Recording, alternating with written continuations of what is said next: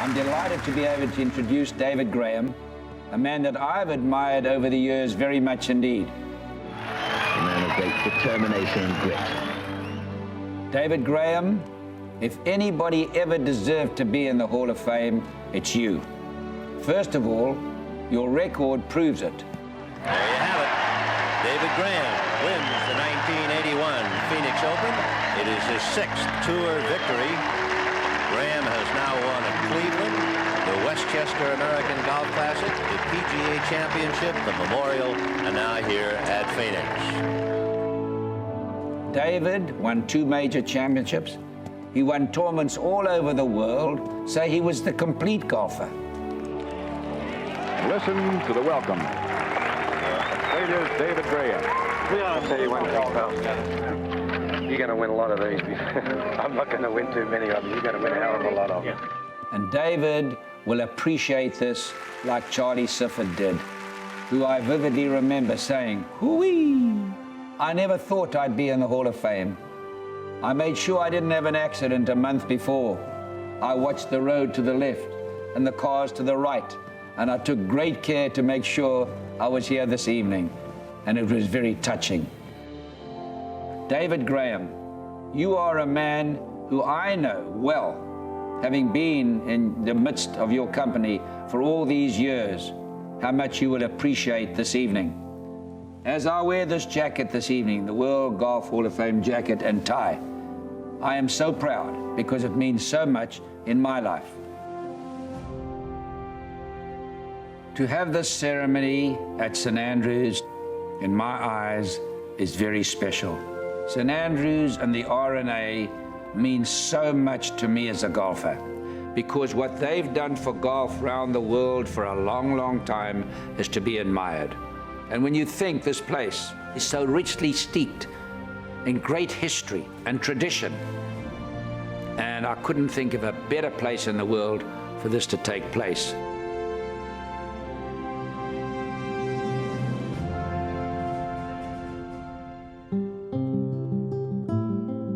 Just a word of interest. When David won the Open at Marion, he did something that I can't recall ever having been done before. He hit all 18 fairways and all 18 greens the last round. What a great way to finish in front of such a massed crowd. I don't recall anybody ever doing that, not to say it hasn't been done.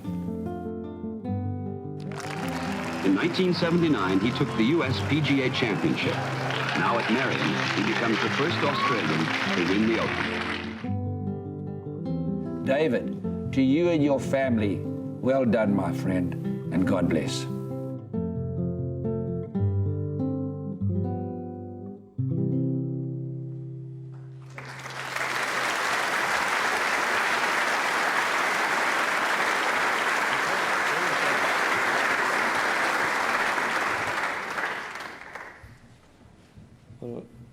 Di, Yes. and ladies and gentlemen, Yes.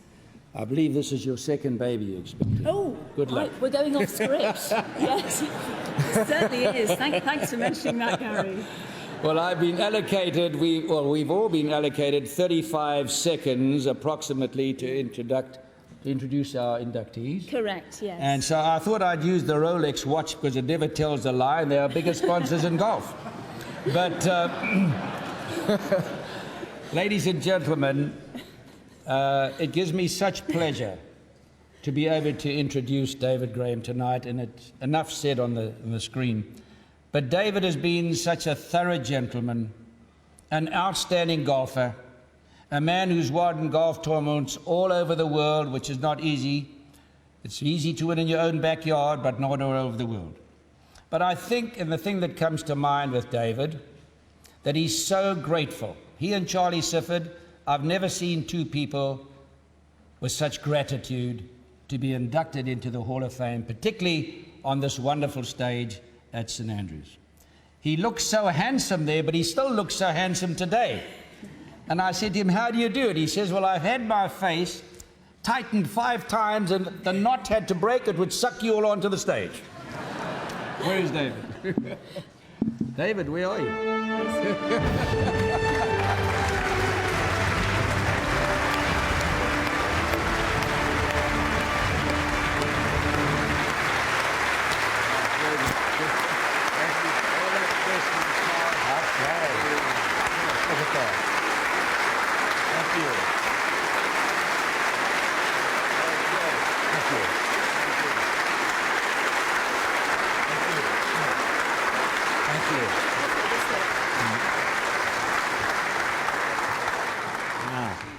Gary, I maybe should put my Rolex up here so I don't take more than the scheduled time as well.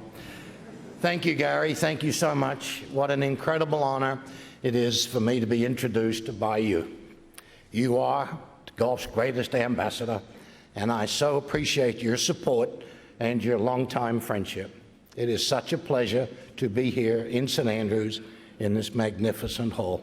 Ladies and gentlemen, distinguished guests, members of the Executive Committee of the World Golf Hall of Fame, its chairman, Tim Fincham, Peter Dawson of the R&A, and now I can say fellow members of the World Golf Hall of Fame, and to our fantastic sponsors, Rolex and Shell, thank you so much for this very special evening. Tim, thank you for your call regarding my selection. Not long after you called, Mike Davis of the USGA called, as well as Jack Peter of the Hall of Fame also called me to congratulate me. They were 3 calls that I was delighted to receive. Commissioner, on that afternoon, I had a golf game with our friend, President George W. Bush.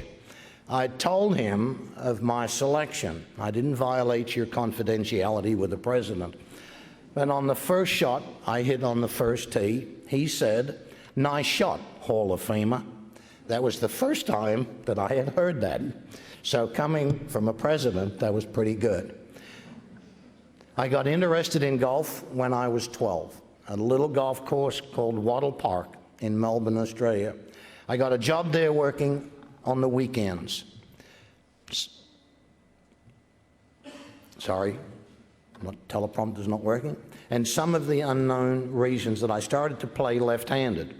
And I don't know why I did that, but when I went to work for George Naismith, he was the head professional at Riversdale Golf Club in Melbourne, he changed me from playing left-handed to playing right-handed. Thank goodness I listened to him. I worked at Riversdale for 5 years. Not long after that, I was fortunate to meet a gentleman by the name of Eric Kremen. He talked me into going to Sydney. He also introduced me to one of Australia's foremost teachers, Alex Mercer. Alex started to give me lessons. He was the head professional at Royal Sydney. He provided me with a great foundation to become a better player. And then there was the legendary Norman von Nida, a little man with a big heart. He helped so many young players, including myself. In 1966, my life took another turn. That's when I first met my dear friend Bruce Devlin in Canberra. Little did I know that 4 years later, Bruce and I would go on to win the World Cup for Australia in Buenos Aires. I remember flying their coach, and I remember flying back first class. I found out very quickly that playing well certainly had its benefits. So the greatest player that I have ever known is Jack Nicklaus. Both he and Barbara were so helpful to us when we moved to America. In fact, I worked for Jack when he owned the McGregor Golf Club Company. I helped him designing his clubs. Also here tonight is Australia's greatest golfer, Mr. Peter Thompson.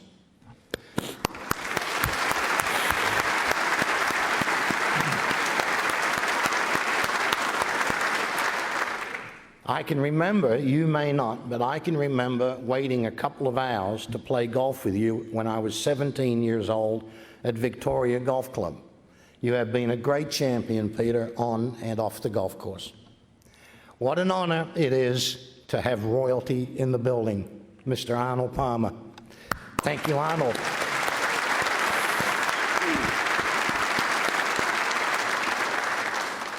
You may remember, too, that I had a Tommy Armour putter that you wanted.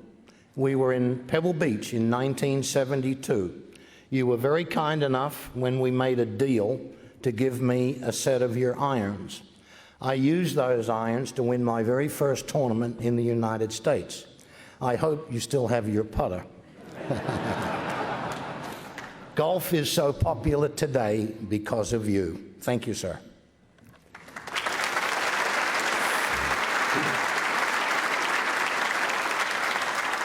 Then there is the funny man, the Supermax. I'm sorry he is not here this evening. Since my health issues, he has been such a good friend to me. He convinced me to start playing the game again. To my fellow members at my club in Dallas, thank you so much for allowing me to be part of such a great place.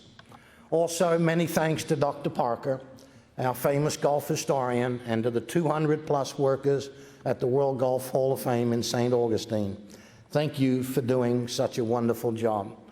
Congratulations to my fellow inductees, especially my dear friend Mark O'Meara.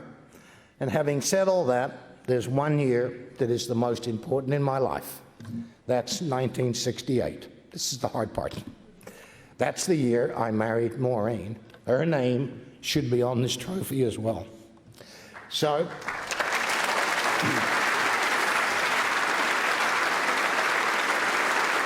thank you. Thank you. So on behalf of my beautiful wife, our two sons, Andrew and Michael, our daughter-in-law, Molly, who are here this evening, and our 5 wonderful grandchildren, as well as my many friends, some who have made this trip here tonight, this has been a wonderful evening for me at this time in my life, and I am so grateful. Thank you very much.